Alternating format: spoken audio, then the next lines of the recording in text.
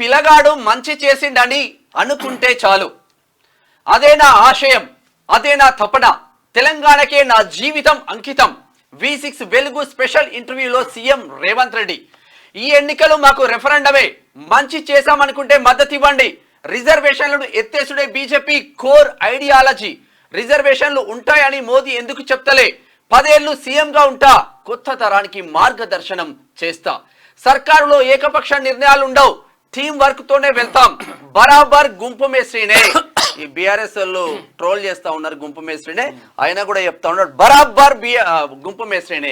అదే నిర్మించుటోడరా బాబు, అంటే ఒక ఇల్లు మేస్త్రికి తర్వాత కూలగొట్టడానికి తేడా ఉంటుంది లెక్క.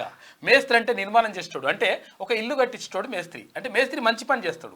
తర్వాత కూలగొట్టేటోడు బీఆర్ఎస్ అన్నట్టు, మేము కూలగొడతాం వీళ్ళు మేస్త్రి అని అంటున్నారు. ముఖ్యమంత్రి అంటుండే నేను గుంపు మేస్త్రినే, బరాబర్ గుంపు మేస్త్రినే అంటున్నాడు. అదేం తక్కువ కాదు. కేసీఆర్ లెక్క పోలీసులు వాడే చిల్లర పనులు చేయ ఆయన రాష్ట్రాన్ని ఆగం చేసి నీళ్లు నిధులు లేని తెలంగాణను మాకిచ్చిండు. 10 ఏళ్లు అంబేద్కర్ కు కేసీఆర్ దండలేయలే, దండం పెట్టలే, ఇప్పుడు జపం చేస్తున్నాడు.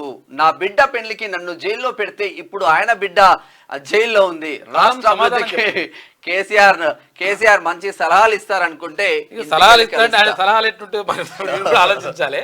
నా బిడ్డ పెళ్లికి జైల్లో పెడితే ఇప్పుడు ఆయన బిడ్డ ఇప్పుడు ఎట్లా కాలం సమాధానం చెప్తుంది. ఆయన బిడ్డ జైల్లో ఉమాచోసలు ఆయన పాపము ఒక్క రోజు వచ్చిపోయింది ఆయన బిడ్డ పిల్ల. దారుణం కదా, ఇట్లా రకరకాలుగా హింస పెట్టి ఇట్లా చేస్తే ఏమవుతుంది? రాష్ట్రాన్ని అభివృద్ధి చేసి కాపాడే జిమ్మదారి ప్రజలు తనకిచ్చారని, వాళ్ళ నమ్మకాన్ని నిలబెడతానని సీఎం రేవంత్ రెడ్డి అన్నారు. తన జీవితం తెలంగాణకి అంకితమని తెలిపారు. ఈ పిల్లగాడు మంచి చేసిండని జనం నుంచి అనిపించుకుంటే చాలు, అదే నా జీవిత ఆశయం, అదే నా తపన అని చెప్పారు. కేసీఆర్ మంచి సలహాలు ఇస్తారంటే ఇంటికెళ్ళి ఆయనను కలుస్తానని, తనకు ఎలాంటి బేసిజాలు లేవని స్పష్టం చేశారు. 10 ఏళ్ల హయాంలో కేసీఆర్ చేసిన తప్పులను, విధ్వంసాన్ని సెట్ చేయడానికి తాము రోజుకు 18 గంటలు పనిచేయాల్సి వస్తుందని, ఒక్కోసారి నిద్ర కూడా పట్టడం లేదని అన్నారు. రాష్ట్ర ప్రజల కోసం, రాష్ట్ర అభివృద్ధి కోసం దీన్ని తాము బాధ్యతగానే భావిస్తున్నామని తెలిపారు. పిసిసి చీఫ్ పోస్టు బరువు అయితే సీఎం పోస్టు బాధ్యత అని ఆయన చెప్పారు.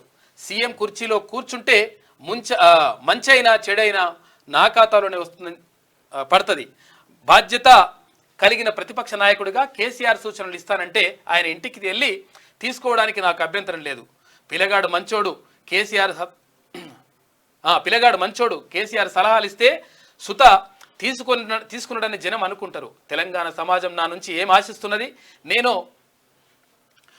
6 అడుగుల ఆజానుబాహుడునని, బాహుబలినని, కత్తుల తిప్పడినని అనుకోరు కదా. పిల్లగానికి అవకాశం ఇస్తే బాగానే పనిచేసిండు అనుకుంటే చాలు. అంతకు మించి అప్రిషియేషన్ నాకు అక్కర్లేదు. కేసీఆర్ లాగా తిక్క ఆలోచనలు నాకు లేవు ఆయన స్పష్టం చేశారు. ఆదివారం V6 వెలుగుకు సీఎం రేవంత్ రెడ్డి ప్రత్యేక ఇంటర్వ్యూ ఇచ్చిండు. అయితే ఏమంటున్నాడంటే ఈ పిల్లగాడు మంచి చేసిండు, పరే ఆయనకు అవకాశం తర్వాత ఇంకొకటి ఏంది అనుకుంటే చాలు, పబ్లిక్ అట్లా అనుకుంటే సరిపోతుంది. నా ఆశయం అదే, నా తపన అదే, తెలంగాణకు నా జీవితం అంకితం చేస్తా అని చెప్పేసి ముఖ్యమంత్రి రేవంత్ రెడ్డి అంటా ఉన్నాడు. ఇంకేమంటున్నాడంటే, పెద్ద అంబేద్కర్ విగ్రహానికి దండేయలేదని అంటున్న కేసీఆర్ కు మైండ్ దొబ్బింది. ఎలక్షన్ కోడ్ ఉన్నందున నేను చేయడానికి ఏమీ లేదు, అంతా సిఎస్ అధికారులే చూసుకుంటారు. 10 ఏళ్లు అధికారంలో ఉన్నామని చెప్పుకునేటోడికి ఇది తెలియదా? సిఎస్ ఏర్పాట్ల మేరకే నేను ట్యాంక్ బండ్ వెళ్లి అంబేద్కర్ కు నివాళులు అర్పించాను. కేసీఆర్ 10 ఏళ్లుగా అంబేద్కర్ కు నివాళులు అర్పించలేదు, కనీసం దండ వేయలేదు, దండం పెట్టలేదు. ఇప్పుడేమో నేను దండ వేయలేదని అంటున్నాడు. శ్రీరామనవమి రోజు భద్రాచలానికి తలంబ్రాలు ఎవరు తీసుకెళ్తారు? కోడ్ ఉంది కాబట్టి ప్రభుత్వం తరపున సిఎస్ కదా తీసుకెళ్తారు. అంటే యాక్చువల్ గా ముఖ్యమంత్రి లేకపోతే అక్కడ దేవాదాయ శాఖ మంత్రి తీసుకెళ్లాల్సి ఉంటే, కాకపోతే ఏంటంటే ఇప్పుడు ఎన్నికల కోడ్ ఉన్నటువంటి నేపథ్యంలో అక్కడ తలంబ్రాలు కూడా తీసుకువెళ్ళినటువంటి పరిస్థితి ఉన్నది. తర్వాత ఇంకోటి ఏంటంటే లైవ్ పెడతామంటే లైవ్ కూడా వద్దని చెప్పేసి కేంద్ర ఎన్నికల సంఘం చెప్పిన తర్వాత అట్లా కాదు, ప్రజల మనోభావాలు దెబ్బతింటాయి కాబట్టి లైవ్ పెట్టాలి అని చెప్పేసి మళ్ళీ రిక్వెస్ట్ చేస్తే కేంద్ర ఎన్నికల సంఘం కూడా ఓకే చేసింది. అంటే ఇటువంటి పరిస్థితుల్లో ఒకవేళ అంటే విగ్రహాలకు కూడా ముసుగులు వేస్తుంటారు, చూడండి మీరు ఒకసారి వేస్తూ ఉంటారు. ఇవన్నీ కూడా ఎన్నికల నిబంధనలకు కోడ్ కిందకి వస్తాయి కాబట్టి నేను అట్లా వేయలేకపోయినా. కాబట్టి 10 సంవత్సరాల్లో ఎన్నడైనా దండ కూడా వేయలేడు, తర్వాత ఎన్నడైనా అంబేద్కర్ గురించి మాట్లాడినటువంటి కేసీఆర్ ఇప్పుడు మాట్లాడుతుండు అని చెప్పేసి రేవంత్ రెడ్డి అంటా ఉన్నారు. ఇక ప్రొఫెసర్ జయశంకరే తెలంగాణ జాతిపిత. V6 వెలుగు అడుగుతుంది, తెలంగాణ జాతిపితను ప్రకటించే అవకాశం ఉందా? ఒకవేళ ఉంటే మీ మనసులో ఎవరున్నారని చెప్పేసి V6 వెలుగు అడిగింది. సీఎం రేవంత్ రెడ్డి ఏమంటుండంటే ప్రొఫెసర్ జయశంకరే తెలంగాణ జాతిపిత. ఈ విషయాన్ని ఇప్పుడు కాదు ఇదివరకే స్పష్టంగా చెప్పిన జయశంకర్ సార్ తెలంగాణ సిద్ధాంతకర్త. కేసీఆర్ అనే వ్యక్తి ఆనాడు టీఆర్ఎస్ ఈనాడు బీఆర్ఎస్ అధ్యక్షుడు మాత్రమే. కేసీఆర్ ఉద్యమం ముసుగులో పార్టీని విస్తరిస్తుండు, అయితే అధికారం చేపట్టిండు, ఆస్తులు సంపాదించుకుండు. కేసీఆర్ చెప్పిండు బీఆర్ఎస్ పక్కా పొలిటికల్ పార్టీ అని, తాను పక్కా పొలిటీషియన్ అని.